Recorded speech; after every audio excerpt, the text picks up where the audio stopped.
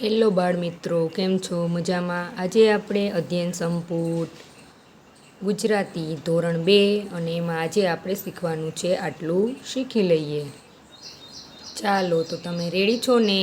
તો આજે આપણે શીખીશું આટલું શીખી લઈએ. આપણને આપ્યું છે કે શબ્દ વાંચતા જાઓ અને લખતા જાઓ. તો તમારે આ શબ્દો છે ને અહીંયા લખતું જવાનું છે અને વાંચતું જવાનું છે. તો આપણે શું છે? વજન.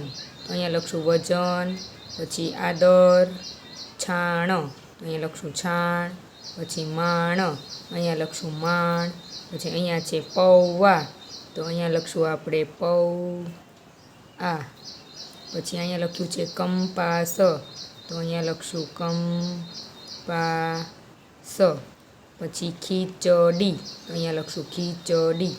પછી રાધા, અહીંયા લખશું રાધા. ગૌરવ, અહીંયા લખશું ગૌરવ. પછી યતિ, અહીંયા લખશું યતિ. પછી વાંદરો, અહીંયા લખશું વાંદરો.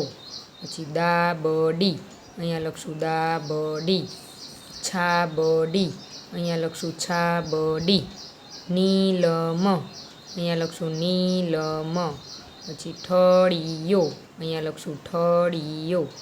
ઝરણું, અહીંયા લખશું ઝરણું. ખાનું, અહીંયા લખશું ખાનું. નૌકા, અહીંયા લખશું નૌકા. તો આમાં તમને સાદા શબ્દ, પછી કાનાવાળા શબ્દ, પછી દીર્ઘાઈવાળા શબ્દ, પછી બે માત્રા અને એક કાનો હોય એવા શબ્દ, હસવાઈવાળા શબ્દ અને હસવાવાળુંવાળા શબ્દ, મીંડુંવાળા શબ્દ, એટલે દરેક શબ્દ આમાં આવી જાય છે. પછી આગળ આપણને આપેલું છે, જોઈને જ લખવાનું છે. ભણે છે, તો અહીંયા લખશું ભણે છે. ગણિત ભણે છે, અહીંયા લખશું ગણિત ભણે છે. સૌરવ ગણિત ભણે છે, અહીંયા લખશું સૌરવ ગણિત ભણે છે. પછી ઓળે છે, તો ઓળે છે.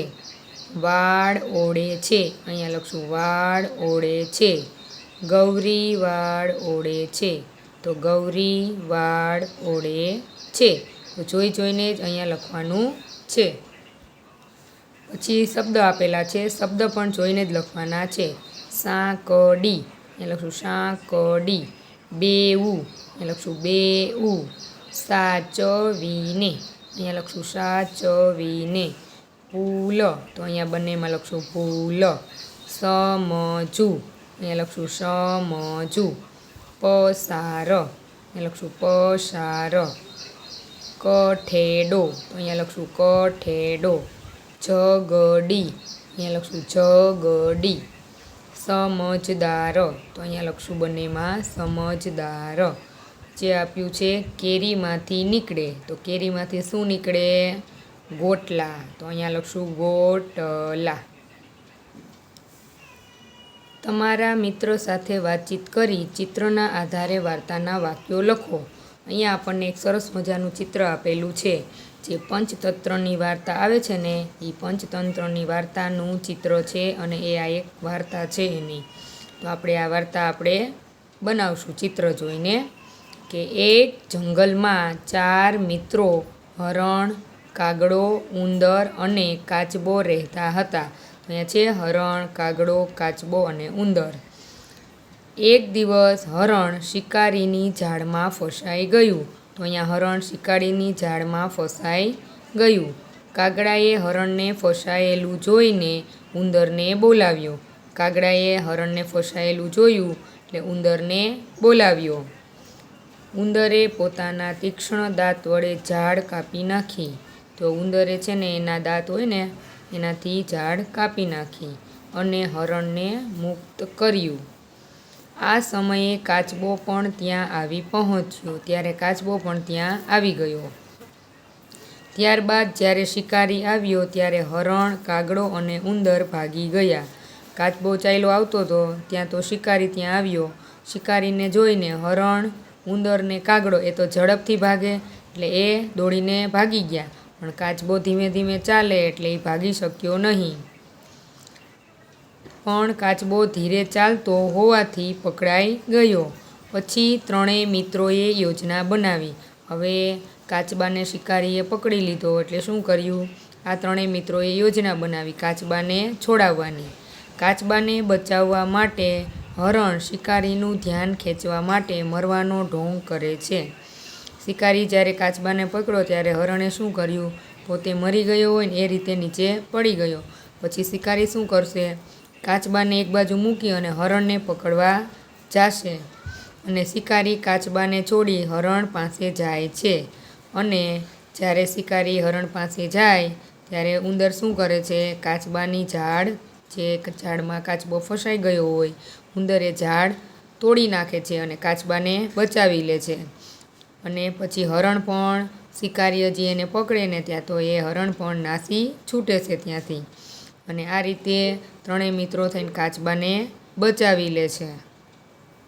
એટલે આ ચિત્ર ઉપરથી આ રીતે વાર્તા બને છે અને આ વાર્તા તમારે આ વિભાગમાં લખવાની છે. કાચબાને બચાવવા માટે હરણ શિકારીનું ધ્યાન ખેંચવા માટે મરવાનો ઢોંગ કરે છે. અને શિકારી કાચબાને છોડી હરણ પાસે જાય છે અને ઉંદર કાચબાને બચાવી લે છે. એના દાંત વડે ઝાડ કાપી અને કાચબાને બચાવી લે છે. પછી આપણને આગળ બીજું ચિત્ર આપ્યું છે. એ પણ પંચતંત્રની વાર્તાનું જ એક ચિત્ર છે અને એ ચિત્રને આધારે આપણે એક વાર્તા બનાવવાની છે. તો આપણે એ વાર્તા શરૂ કરશું કે એક જંગલમાં એક સિંહ રહેતો હતો. આ જંગલ છે એમાં એક સિંહ રહેતો હતો. એક દિવસ સિંહ સૂતો હતો ત્યારે એક નાનો ઉંદર તેના શરીર પર રમત કરવા લાગ્યો અને કૂદાકૂદ કરવા લાગ્યો. આથી સિંહની ઊંઘ ઉડી ગઈ અને તે ગુસ્સે થઈ ગયો. સિંહે પોતાના પંજાથી ઉંદરને પકડી લીધો અને તેને મારી નાખવા જતો હતો. ત્યારે ઉંદરે વિનંતી કરી કે હે વનરાજ, મને માફ કરો. કદાચ હું ભવિષ્યમાં તમને ક્યારેક મદદરૂપ થઈ શકું. સિંહને ઉંદરની આ વાત પર હસવું આવ્યું કે આવડો નાનો ઉંદર મને શું મદદ કરશે? એટલે એને દાંત આવ્યા, હસવું આવ્યું કે હું તમને મદદ કરીશ એવું કહ્યું ને એટલે. પણ તેણે ઉંદરને છોડી દીધો. થોડા દિવસો પછી સિંહ શિકારીની જાળમાં ફસાઈ ગયો.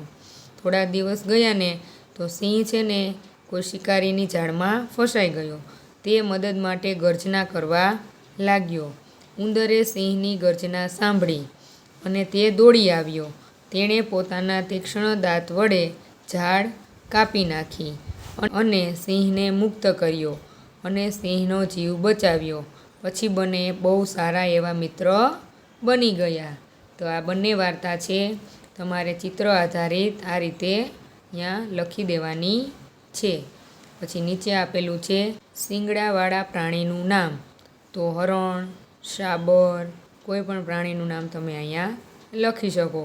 આપણા ચિત્રમાં હરણ છે એટલે અહીંયા હરણ.